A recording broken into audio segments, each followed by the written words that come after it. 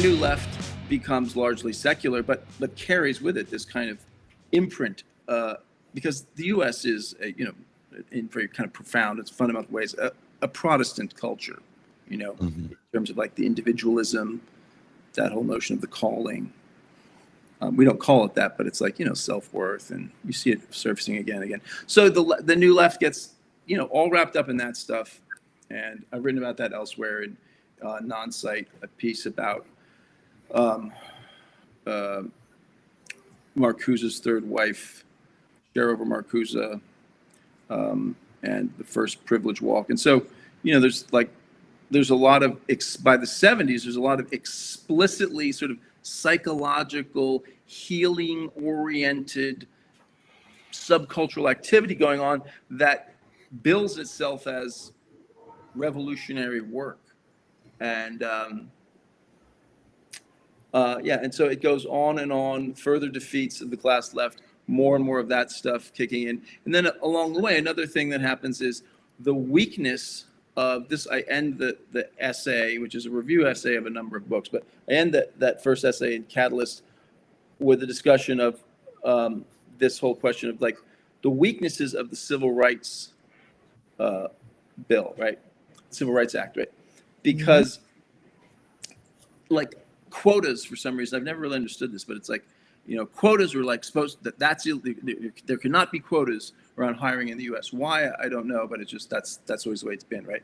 So a lot of enforcement was left up to the private sector. Individuals could sue in civil courts if they felt they had been discriminated against and make a case against employers. There's also, bureaucracies within the federal government that are tasked with policing this and can also bring legal cases and can also address this. But a lot of the enforcement was left to individuals in the private sector. And you can imagine that always has to be a backstop as part of such a law. But it also does reflect a certain kind of weakness, that there isn't a more robust role for the state, which is like, no, actually, we are going to have. I mean, I'm not saying there should be quotas, but there should at least be a discussion about that. Maybe there should be, say, no, look, there needs to be an X amount of, employees at this certain level in this firm have to be women, have to be people of color, like whatever. I don't know. We have a national discussion about that's all totally illegal, even though informally quotas do exist, at least in academia. Everybody knows that.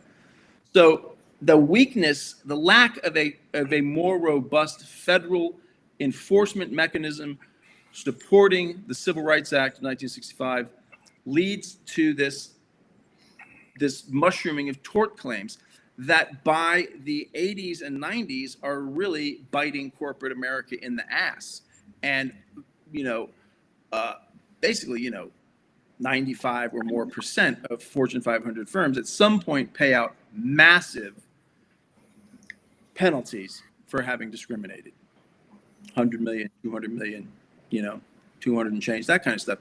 So to defend oneself as a firm against these kinds of penalties, it becomes expedient to engage the services of woke hustlers like Robin DiAngelo, who can come in and, supplement your human resources department in terms of like, teaching people not to be racist and sexist and bigoted and this and that. And hopefully that works. Hopefully your employees aren't a bunch of bigots and don't, do horrible things to each other and then engender like real problems that you have to really pay like real, because you're like actually guilty and you have to pay these huge fees, right? Fines, rather. Hopefully it has that effect. But if it doesn't have that effect, at least you also have like a defense. You can say, look, these are the actions of this one jerk, not us. The culture of this firm is like inclusive, and we are not sexist. We are not racist. We do not discriminate against people's religion or national origin, right? And we have the receipts to prove it.